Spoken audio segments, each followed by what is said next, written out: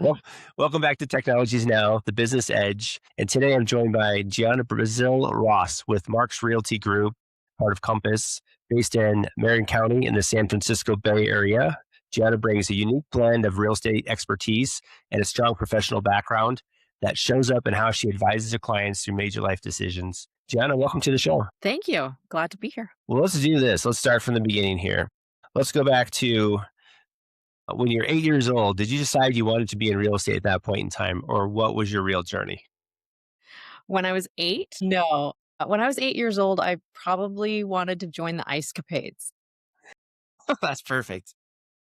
Yeah, I was a competitive figure skater from age 6 to 16. So figure skating was my life, and I thought it was always going to be my life. So, when you're 8, it's really hard to think outside of what you're doing right then and there. That is really interesting. So you were a competitive figure skater. How did you get into that? Did you have family, or just you showed an aptitude towards it? And obviously, you had Uh, to good to be, competitive in that space. It has to be a lot of little girls and big girls, in that yes. space wanting to be, the best. Yeah, no. When I was 3 years old and I was walking through a shopping mall, this according to my mom, walking through a shopping mall with my family, and I was raised in Dallas where basically all the ice rinks are in shopping malls there. I saw the ice rink, said, "I wanna do that." I took to it right away with no fear and just took off and said, "Okay, I wanna keep doing this." Right. And so she put me in lessons, and the rest was history. That's pretty interesting. So that didn't bridge to quite to real estate. So you're 8, you want to be in the escapades, skate competitively, obviously. What bridges together on the rest of your journey and how you got into real estate? Yeah, yeah, it's a meandering journey Okay. actually. So, All right.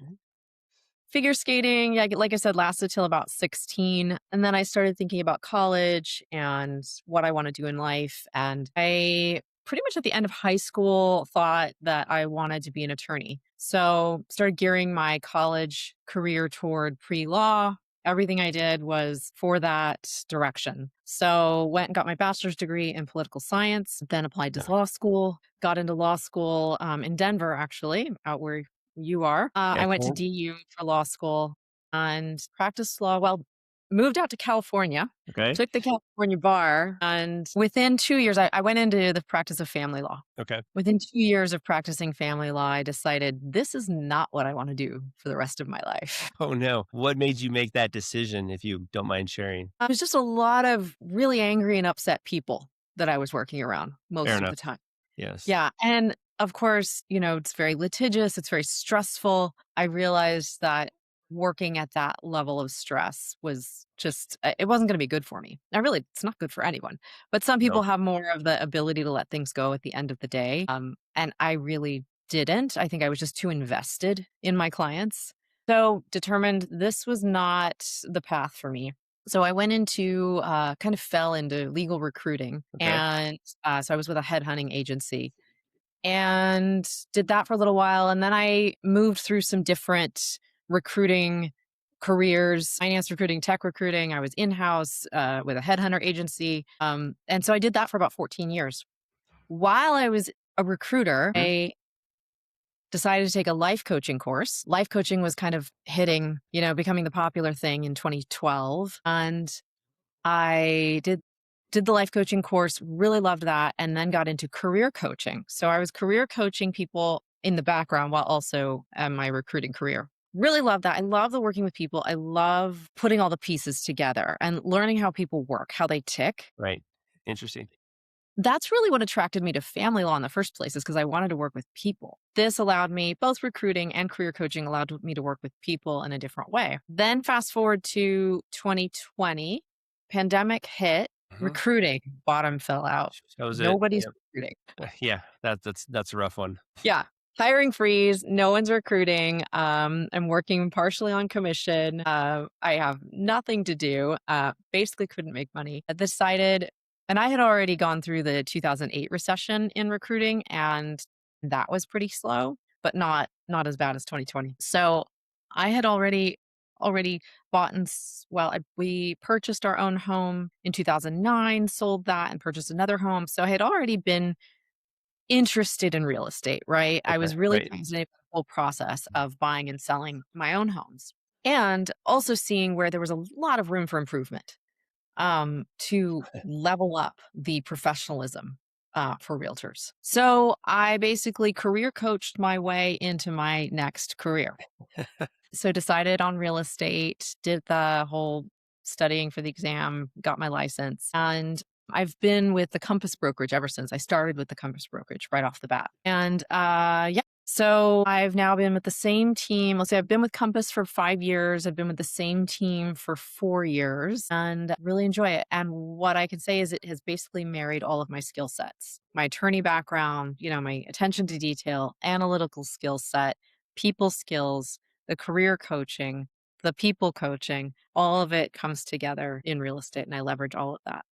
So you said a meandering path, and you were not incorrect in your statement, but it sounds like it all built on itself and vetted itself out to distill down to what you do now. So Yeah. walk me through how you use that. Someone shows up and says, "Man, I want to work with you. I'm looking for a house, or I'm going to sell a house, or wherever the process may start." How do you use your skill set to move them successfully through the process? Yeah. Well, I mean, first I get to know them as a person. The very first thing I say is, you should probably talk to more than one realtor because when it when Wow. when it Okay. gets down to the nitty-gritty Mhm. and you're stressed and going through this process, you really want to make sure the realtor is somebody that you can stand, first of all. Hopefully you like them and that they can deal well under pressure because that's what I do is I guide my clients. 9 times out of 10, my clients are extremely stressed going through the process, right?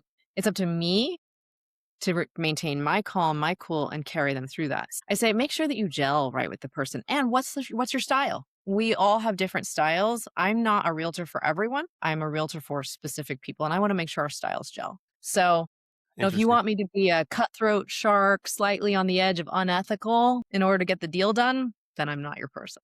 And I'll tell them that up front. Interesting. So you vet them out by first of all telling them to, hey, shop around. I could be perfect for you, and I'm not desperate for your business. I mean, that always speaks a lot on someone that is vetting for business because it is competitive. I mean, how many real estate agents? I've heard this sounds rude, but you can't swing a dead cat without hitting a real estate agent. That does not mean, and maybe we should never repeat that again, but that does not mean they're a good fit, right? Yeah. Kind of like if you're competing with someone and they're going to go with their sister-in-law because she's a part-time realtor, do you fight for that deal, or do you kind of let those go because that's may not be in their best interest, right? If someone doesn't Yeah. really know what they're doing, no offense to anyone who's a part-time real estate, there's a just all kinds of people in real estate, of course. Right, right.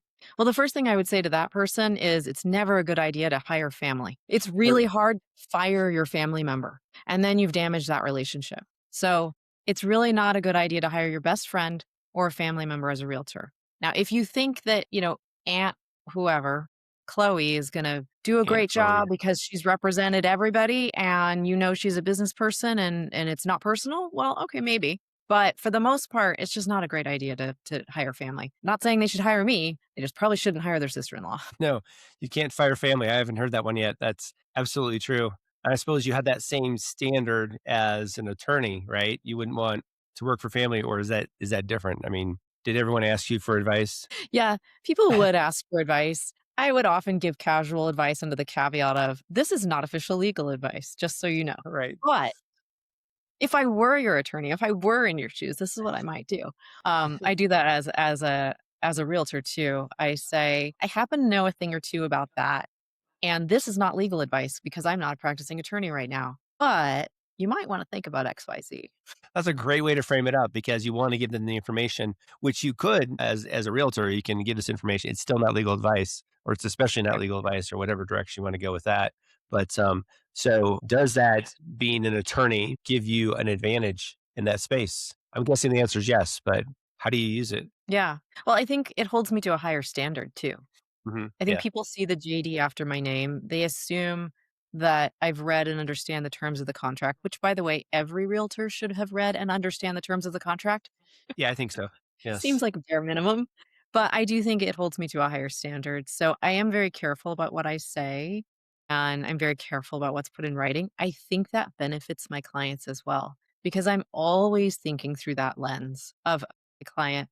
If you're going to say this on your disclosures, how might this be interpreted in a court of law later? Don't put something down that you can't completely stand behind 5 years from now when that buyer pulls you into court because of some disclosure issue. Oh, interesting. I hadn't even thought of that. Really, I hadn't thought of that. Just making an improper representation of the situation, or however legally you would state that, more eloquent than I just stated, of course. But that is interesting because these happen all the time, right? You misrepresent and it becomes a problem. And now you find yourself needing an attorney. You at the very least have to defend yourself, even if you are Right. perhaps, found to be correct in the situation. um, or at least not. I don't know what what is the standard of that sort of thing. You're the best of your knowledge, not, or is it not misrepresenting, or what is the legal standard in that space? It's any material fact that is known or I believe should have been known to the seller. No, that is known. Any material fact that is known that would affect a buyer's desire to put a bid on the property or Hmm. the offer that they might make. So So it's absolutely any piece of information that you know. So basically what I tell my clients is just let's talk about everything you know about this property and then I'll help you determine that that's something you should disclose. If it's yeah. a material fact of the property, you should disclose it. Okay, no, that's good. And like you said earlier, if you want some shady, real estate agent that's going to, slick their way through this. That's a strange way of putting it, but it seemed right when I was doing this with my hand, slick their way through it. Then you're you're not the person because you are Right. bound by a level of ethics that a Mhm. standard real estate agent, a realtor in particular, certainly should have these ethics, but an attorney, there's definitely a higher standard that's, part of, practicing law, or, passing the bar, and, being licensed. So that is really interesting. That makes a lot of sense. I know a few people that are attorneys that are practicing real estate, and I feel like different types of attorneys, right? Your path is Mhm. probably one of the more perfect ones as far as the type of law, and again, how it distilled down to what you're doing, right now. So, what does a day in the life look like for you? Oh, my days are all very different. So if you take a day with the like broker tour, my morning is usually first checking. I have to start every day checking email because I get a massive amount of email. And it's really just clearing out the clutter and seeing if there's anything super important. Right. Checking the list of the hot sheet, we call it, the listings that came out, anything that closed, anything of importance that day that happened, or anything I may have missed in the last couple of days. Then maybe going out on broker tour. That's a couple days a week, depending on the location. Visit a few homes, talk to some agents. The afternoon might be a couple of phone calls or a client visit. So phone calls with clients. Yeah, it could also, depending on the week, it could involve being at a home to meet an inspector. Or like right now, I'm prepping a listing. So there's a lot of sitting at the computer today, which is just a lot of getting all the ducks in a row. All A lot of right. people think that, "Oh, you're a realtor, you're, like, always in the car, you're always looking at homes." No, Right.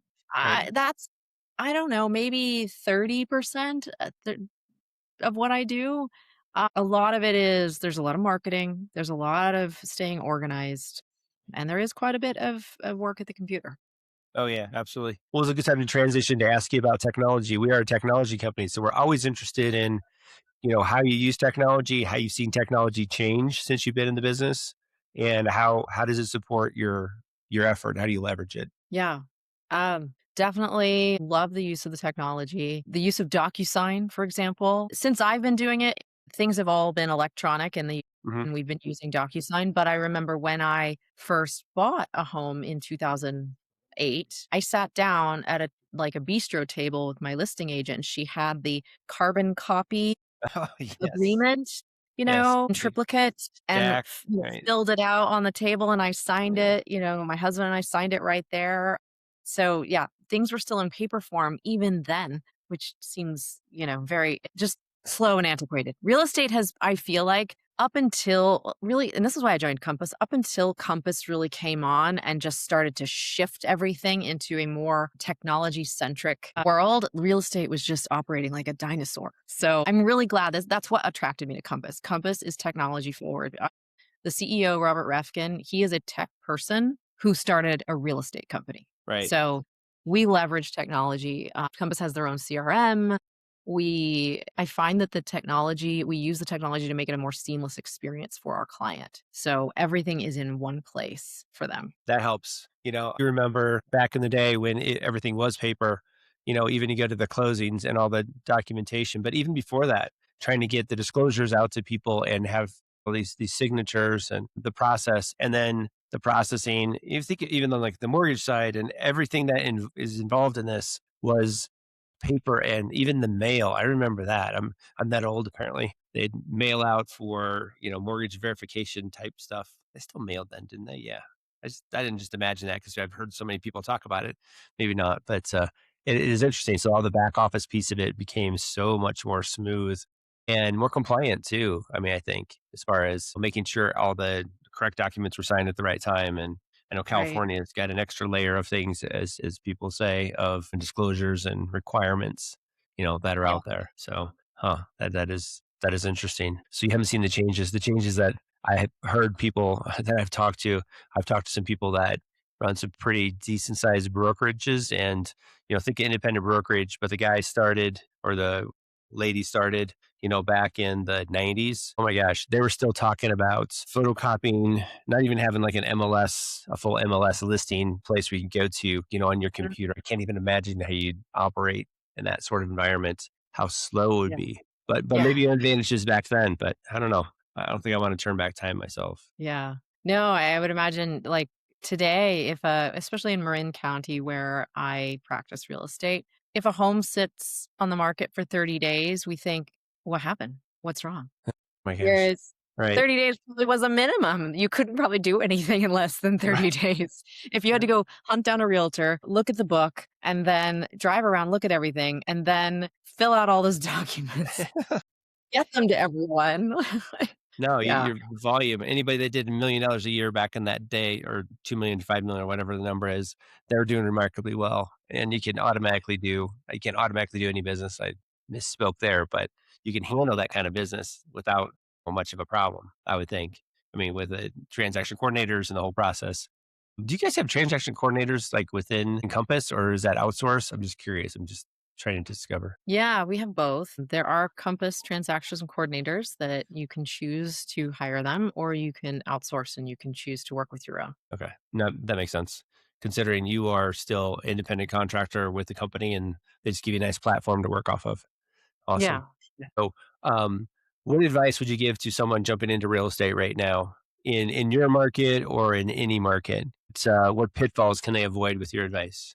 Pitfalls to avoid. The first piece of advice, honestly, that came to mind was understand this is a long game. Getting into real estate is not a get rich quick scheme. So As you laugh, right? yeah, it's a long game. So there's going to be a lot your first 2 years especially, you're just going to be doing a lot of building. Don't expect to make any money the first year. And if you make money in the second year, you're doing really well. Nice. That's very encouraging, but it's worth it because It's worth it because then it starts to all fall into place. And if you keep filling your pipeline, keep filling your funnel, then you're going to always have really good, steady business by year 5. And by year 4 or 5, you'll start getting, maybe even sooner, referrals and repeat business. I'm now in year 5 getting repeat business. So, in other words, yes, people I represented as buyers 5 years ago, 4 years ago, are deciding it's time to sell. We're going to upsize. We've got a job transfer or whatever it's time. Then they call me up. So, and keep in touch. Don't treat your clients merely as a one transaction deal. Treat them as clients for life, and you will get not only the repeat business, but also referrals. perfect words of wisdom. And with that, I want to thank you, but first ask you how people could get a hold of you if they want to reach out to you, Gianna. Yeah, you can find me, you can email me at Gianna at marksrealtygroup.com. Marks is spelled Marks, Perfect. realty, Realty, group.com. Fantastic. And thanks to everyone that joined us today on Technologies Now, the Business Edge. And if you're interested in what we're doing, please do share with other real estate folks or other people that would be interested in what we're doing out there. Thanks again. Thank you. Just my marketing degree from Indiana University. So that's Okay. just undergrad, and then DU is later, and then I got an MBA from Colorado State. So Okay. yes, so apparently I like school. JD would be the next natural step. My wife actually talked to me about that the other day. She's like, "Are you still interested in your JD?" But she first said no more school because when I did my MBA, she's like, she was an MBA widow. She's like, no more school, forget it. That was terrible. I'm working and doing, study and all these sorts of things. She didn't see me at all.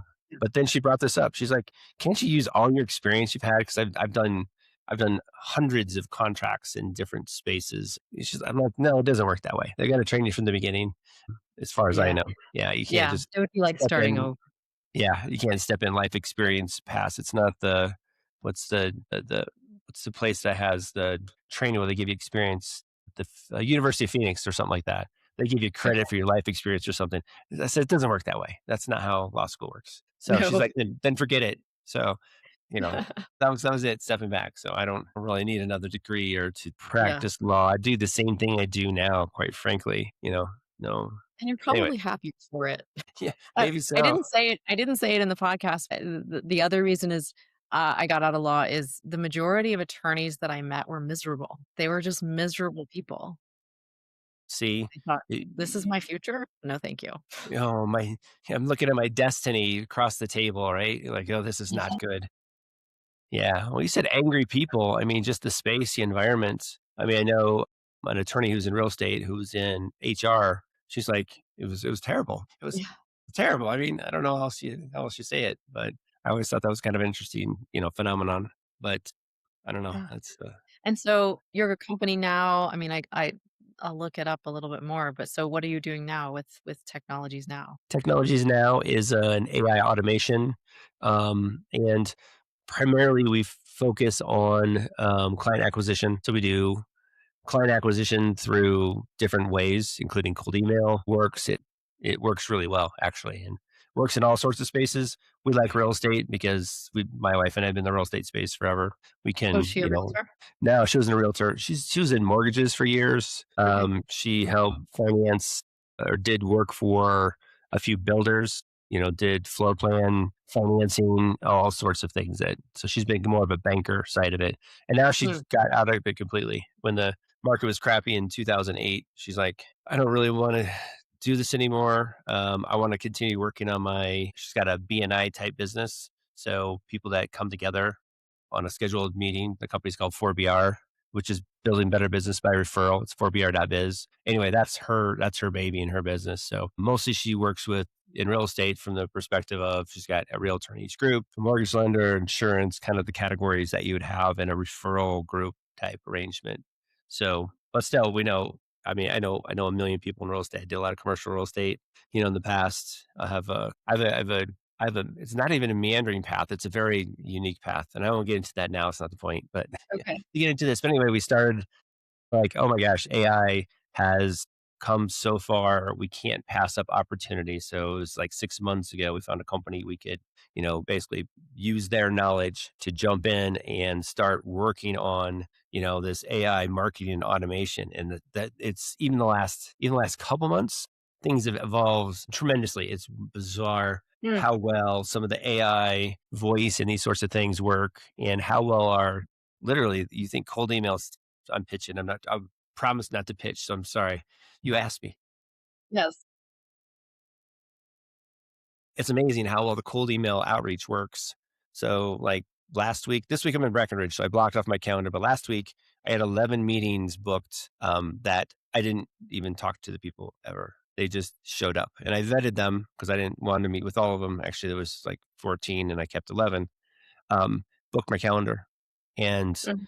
we've got brokers that had the same sort of thing. So their calendar gets booked with people that are interested. So anyway, that's so what I'm looking for out of this is referrals. Quite frankly, other people that'd be good on a podcast would be, or specifically interested in an AI audit with technology, as in we'll come in, you guys, your company's, the structure with Compass is pretty cool. They do a lot of good good. I mean, solid technology is a great way to put it. KW is pretty good at that too, but it is still kind of pick and choose on what you want. And we have people that are. I don't think we don't have anybody in Compass in particular that we're working with. Mm. But I know the larger company, am I frozen? There we go. It's just really for client acquisition. Like, you don't need your database work. We've got amazing databases that integrate with social media and all sorts of things, but you don't need this stuff. You have it in house. It's more of a Mhm. client acquisition sort of thing for, companies that or agents that are working in those spaces. Okay. If you know anybody right now, you can tell me, but I can reach out later and ask that question because I'll do that and see if there's anybody you're interested in. That's my payoff with these sorts of things. I get introductions and we find Yeah. fits or we don't. Either way, what I'm going to do is you're going to have access to this Riverside software and we'll have a full cut podcast. And then out of this will be another at least 12 other videos to use for like shorts and you can use them on Facebook, YouTube. We'll post on our YouTube channel and then we'll also be posting on LinkedIn. That's most of what we do. Okay. We'll probably expand that at some point, but I can't guarantee that we will. But you'll have access to use it however you want, and Oh, it's your story. So yeah. I hope you enjoyed it. I thought that was fun. I liked hearing your story. I liked your meandering path from skating to to law to real estate and everything in between, sort of, right? Yeah. Yeah, And I didn't even touch on everything. So there would be too much. that'd be too much. It'd be too meandering. It would, yes, it would be too meandering. So Awesome. yeah. Well, why don't I do this? I will follow up with, I'll just email you. I mean, Okay. and I'll give you a link to what we're doing, and I will ask for referrals, and hopefully you can think Yeah. of some people you can talk to that have an interesting story or want to promote or know people that want to do. Again, we do an AI audit. We go through and we talk to them about, in a broker situation. So it's usually brokers we're talking to for the most part. Mhm. Quite frankly, the fact that your attorney had an interesting background is why we kept the meeting with you. That sounds rude, Okay. but I just pre-qualification sort of thing. I don't know. I thought it'd be a good story. But Yeah. usually we're working with brokers and talking with them about, size of their company and the amount of closings and this sort of volume and what sort of, problems do they have if they could wave a magic wand and solve something, having to do with the process or, client acquisition, new clients, what would they do? Those are the questions we ask. And then we give it to our development team and they come back and go, we could do all these things. And don't, I say we can do all these things. I would never do all these things if I were you. But if there's something, that because you can completely geek out and get overwhelmed and off track if you jump Yeah. into too much technology in the wrong space. That's why you hire somebody to do something very specific that you want to accomplish and maybe add on to it from there. That's how we Mm. approach business. Literally, we could jump in, and the extreme version we're working through this now is we have a broker who's going from two to literally her recruiting plan is 200 brokers. She's got a unique value proposition. Mm. Can't guarantee it's going to be this successful, but we're setting up the whole everything for it, the branded CRMs, the whole deal because she's independent. So we can do from simple client acquisition to hey, we're going to turn this all up. We can put on their branded websites, the leads that you want to purchase. We can filter them through the organization based on a weighted scale, or it's pretty interesting on how you can work this and grow your business. So that is a big project. That's going to be a Okay. lot of fun. And I mostly never recommend you jump in with that many things Yeah. at once. So yeah. Yeah. I imagine. Yeah, it's crazy. So anyway, I've talked your ear off to here, and that wasn't the purpose of our meeting. So No. I'm gonna let you go here, and I'll have this out to you next week. Think about anybody that would want to talk to me. Okay. If that's Sounds fair. good. Cool. Okay. Thanks, Gianna. I appreciate it. Nice to meet you. Thank you. Bye. Bye.